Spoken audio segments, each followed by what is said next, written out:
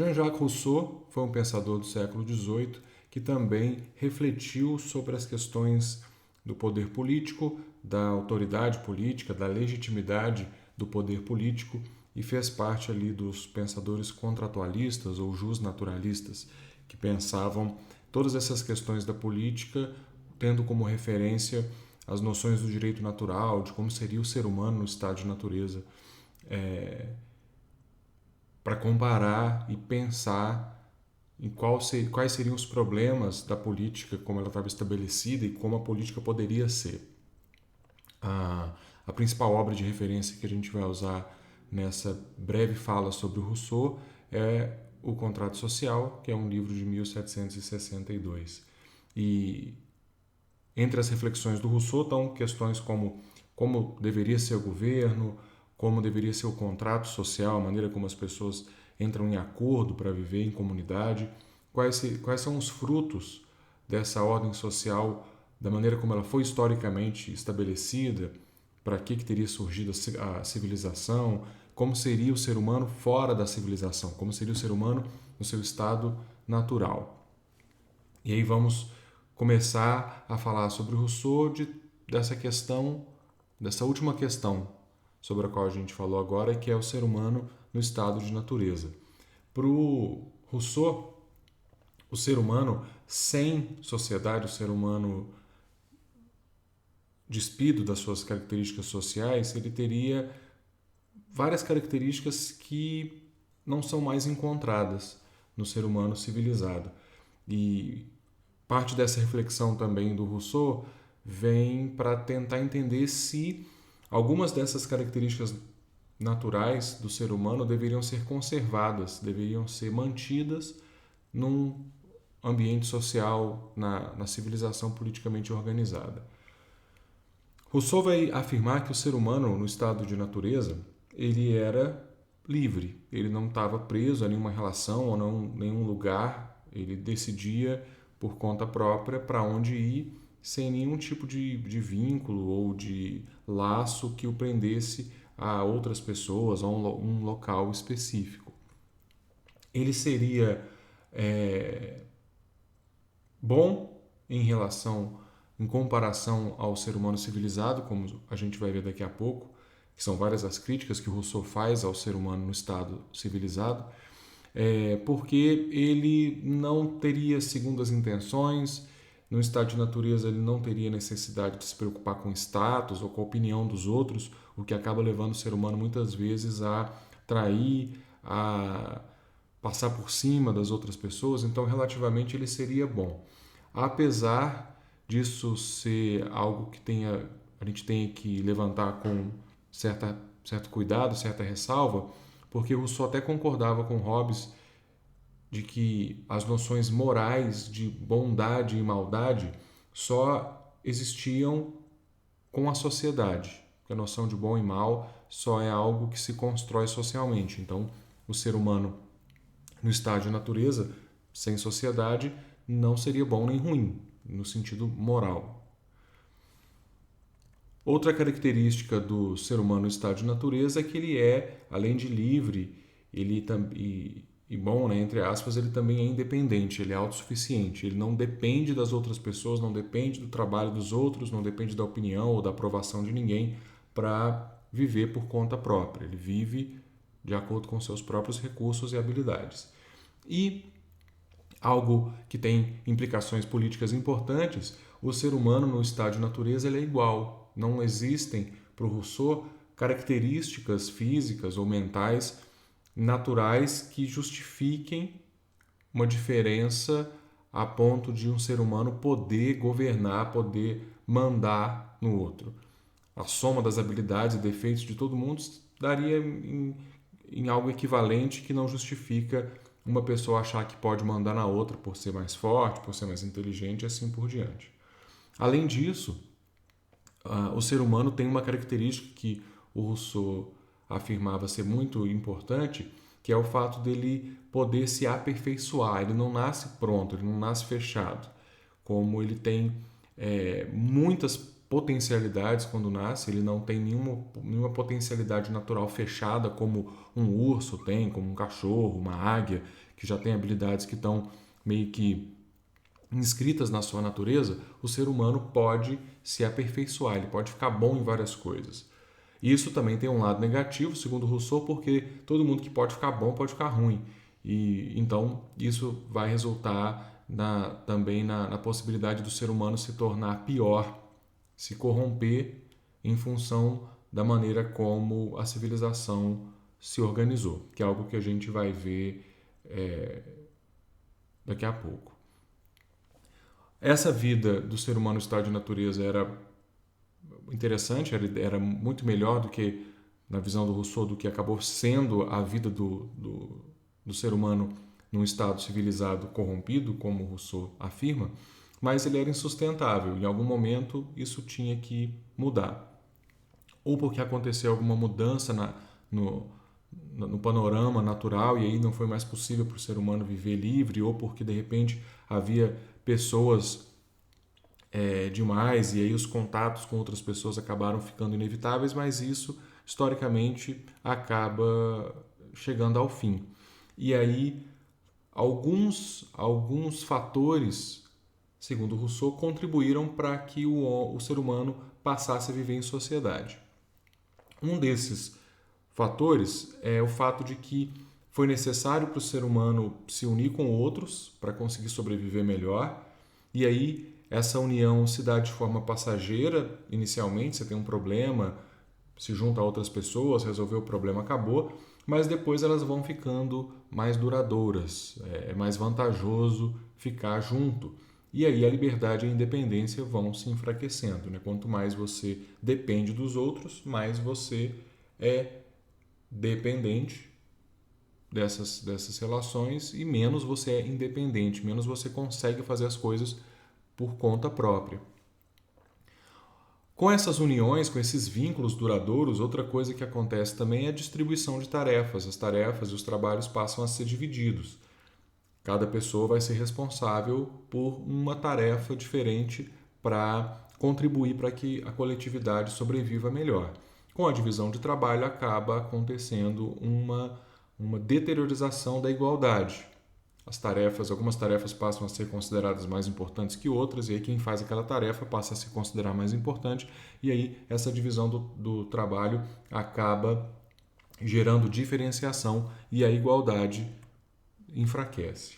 E por fim, os indivíduos acabam cercando partes da terra para atender às suas necessidades, fecham partes daquilo que era comum, aquilo que era para todos, né? Fecham o acesso para as outras pessoas, e aí o Rousseau diz que é aqui que o negócio começa a descambar mesmo, quando alguém cerca um pedaço de terra que é de todo mundo, fala que é dele e as outras pessoas acreditam. E aí toda aquela questão da liberdade, de poder transitar livremente e mesmo da bondade acabam sendo enfraquecidos. Todas aquelas características naturais do ser humano, então, passam a ser cada vez mais corrompidas na visão do Rousseau. E o resultado disso é o extremo oposto do que o ser humano tinha naquele pretenso estado de natureza. Então, em lugar da liberdade, o que surge é a escravidão. O ser humano preso, não literalmente, necessariamente, né, sendo escravo de alguém, mas preso a convenções sociais, aos papéis sociais, às expectativas, às vezes a governos despóticos que destroem ou diminuem muito nossa capacidade de escolher e de decidir por nós mesmos. O ser humano passa a ser cada vez mais egoísta e se preocupar só com seu próprio bem, porque nesse contexto ser solidário, ser empático isso não gera benefícios para as pessoas, e quem às vezes é bonzinho demais se ferra, como muitos de nós às vezes já até experimentaram isso na vida, né?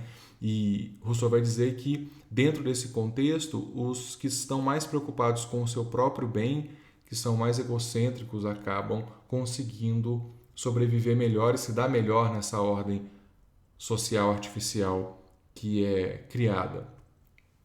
Além disso, o ser humano se torna cada vez mais dependente. Ninguém consegue viver mais sozinho, está sempre dependendo do trabalho do outro, do reconhecimento do outro, da ordem que o outro vai dar para ele realizar uma ação. Então, nós nos tornamos cada vez mais dependentes uns dos outros, e não no bom sentido, no sentido que a gente perde a autonomia, perde a independência.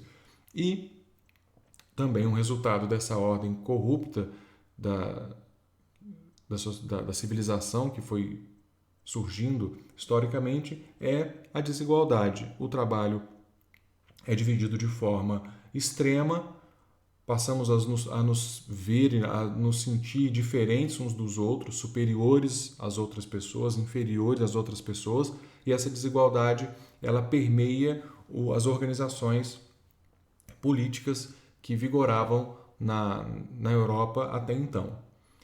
Rousseau vai dizer que isso foi uma possibilidade histórica, isso aconteceu porque era possível acontecer dessa forma, mas não era necessário, não tinha que acontecer dessa forma. Por quê? O Estado social não é fundado na natureza humana, ele é uma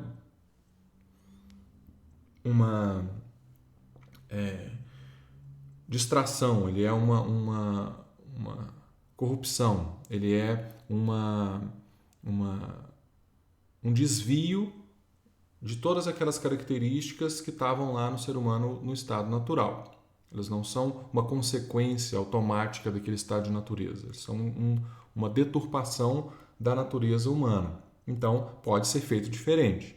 E ele vai defender que um contrato social, um acordo social entre as pessoas diferente, poderia levar a uma organização política e social diferente.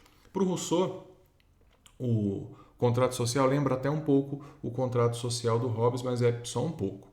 Ele vai dizer que um acordo que geraria uma sociedade diferente é um acordo em que as pessoas se colocariam à disposição de um poder coletivo, de uma vontade geral e, em troca, receberiam desse corpo coletivo a força de todo mundo. Ao mesmo tempo em que eu continuo sendo um indivíduo.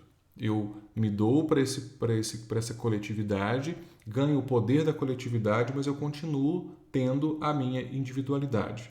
Eu renuncio, mas existe uma reciprocidade, que é diferente da visão do Hobbes, que não tem reciprocidade, né? O soberano não tem nenhum dever, ou o acordo não é feito com o soberano. O acordo social é feito entre os súditos, e esse acordo entre os súditos gera o poder soberano.